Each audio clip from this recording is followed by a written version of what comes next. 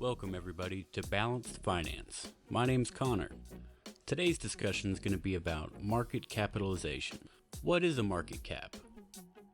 The market capitalization refers to the total dollar market value of a company's outstanding shares of stock, commonly referred to as market cap. It is calculated by multiplying the total number of a company's outstanding shares by the current market price of one share. For example, a company with 10 million shares selling for $100 each would have a market cap of $1 billion. The investment community uses this figure to determine a company's size, as opposed to sales or total asset figures. In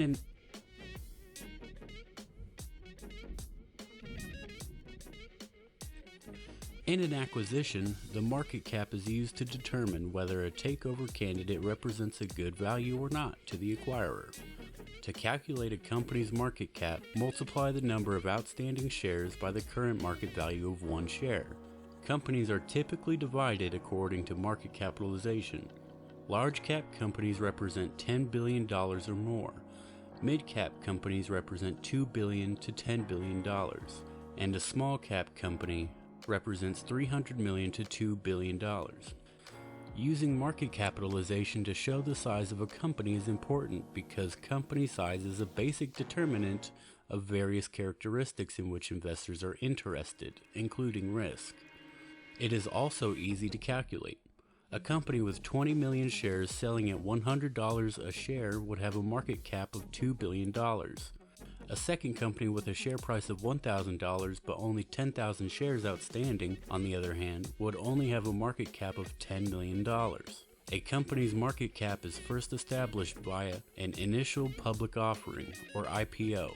Before an IPO, the company that wishes to go public enlists an investment bank to employ valuation techniques to derive a company's value and to determine how many shares will be offered to the public and at what price. For example, a company whose IPO value is set at $100 million by its investment bank may decide to issue 10 million shares at $10 per share, or they may equivalently want to issue 20 million shares at $5 per share.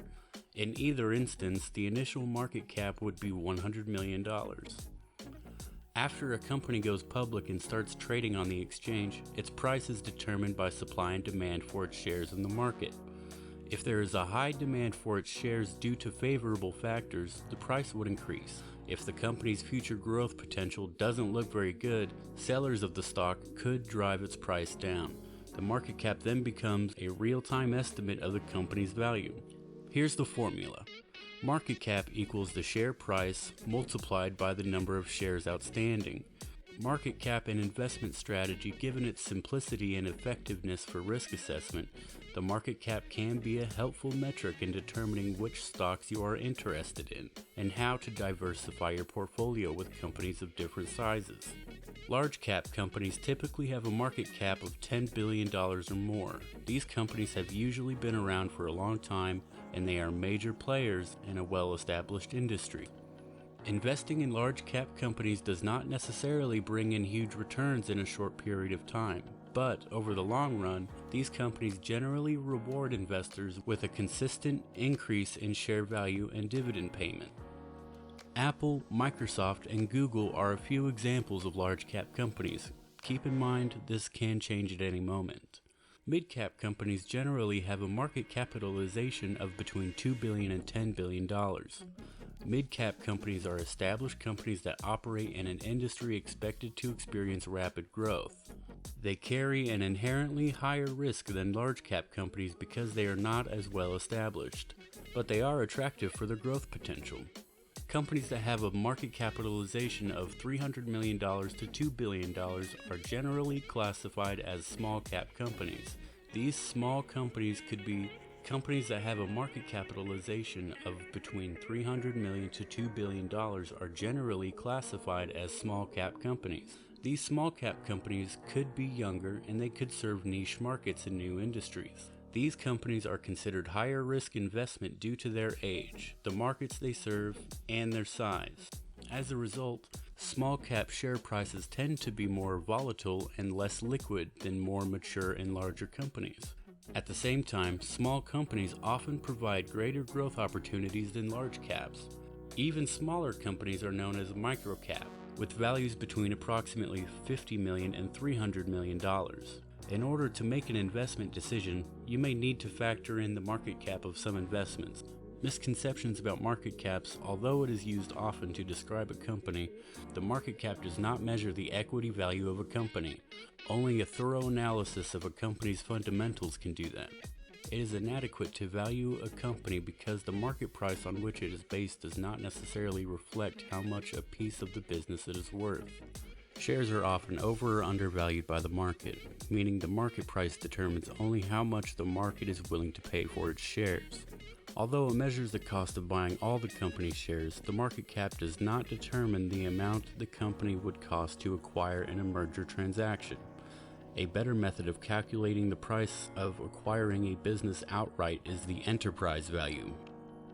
Two main factors can alter a company's market cap: significant changes in the price of the stock, or when a company issues or repurchases shares.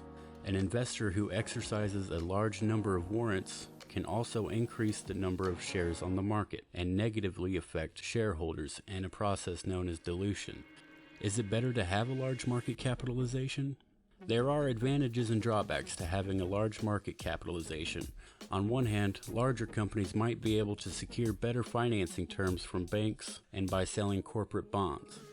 Also, these companies might benefit from competitive advantages related to their sizes, such as economies of scale or widespread brand recognition. On the other hand, large companies might have limited opportunities for continued growth, and they may therefore see their growth rates decline over time. What is the difference between market capitalization and enterprise value? The key difference between market capitalization and enterprise value is that market capitalization reflects only the value of a company's equity, whereas the enterprise value reflects the total amount of capital, including from debt, invested into the business. Specifically, enterprise value is calculated by taking the company's market capitalization, adding its total debts, and subtracting its cash. Many investors use the enterprise value as a rough estimate of the cost of acquiring a company and taking it private. It is also used in valuation ratios such as enterprise multiple. Here's the bottom line. Market cap can be a valuable tool for an investor who is watching stocks and evaluating potential investments. Market capitalization is a quick and easy method for estimating a company's value by extrapolating what the market thinks it is worth for publicly traded companies. The investment community uses this figure to determine a company's size, as opposed to using sales or total asset figures. In an acquisition, the market cap is used to determine whether a takeover candidate represents a good value or not to the acquirer. Once again, everybody, this is my second video, and I appreciate you bearing with me. If you have any comments or criticisms, please feel free to leave them down in the comments below. I wanted to let you all know that your opinion is valuable, and I appreciate you for watching.